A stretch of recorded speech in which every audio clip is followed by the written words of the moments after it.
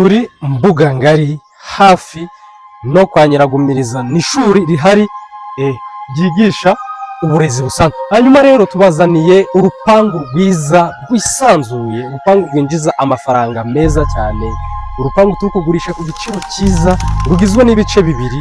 Igice cya mbere ni iki mureba kirimo iyi nyubako ya Toiture Cache.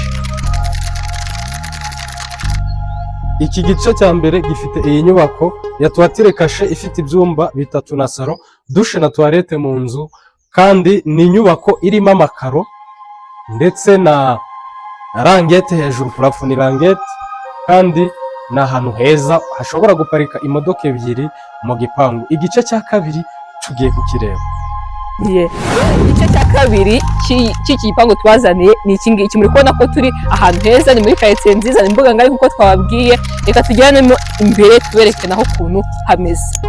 Tukinjira muri kubona ko dufite parikingi ngari ishobora kujyamo imodoka ebyiri cyangwa eshatu kandi ziparitse neza. Muri kubona ko dufite ahantu ho kwanikira imyenda ndetse tukaba dufite ibikoni byo hanze. Mbere yuko tubabwira ibikoni, muri kubona ko dufite iyi annex igizwe n'ibice bibiri, igizwe n'imiryango ibiri. Buri muryango ugiye urimo ibyumba bitatu, dushe na toilette mu nzu, salo ngari kandi imeze neza cyane. Ndetse zigiye zifite buri muryango ugiye ufite igikoni cyo hanze, dushe na toilette byo hanze. Muri kubona ko ni ahantu hagari cyane. Ikindi muri kubona ko dufitemo amapave hano mu gipangu cyacu. Ikindi nanone bagiye kubabwira nuko amazu yose aya manex twababwiye hose hagiye harimo amakaro.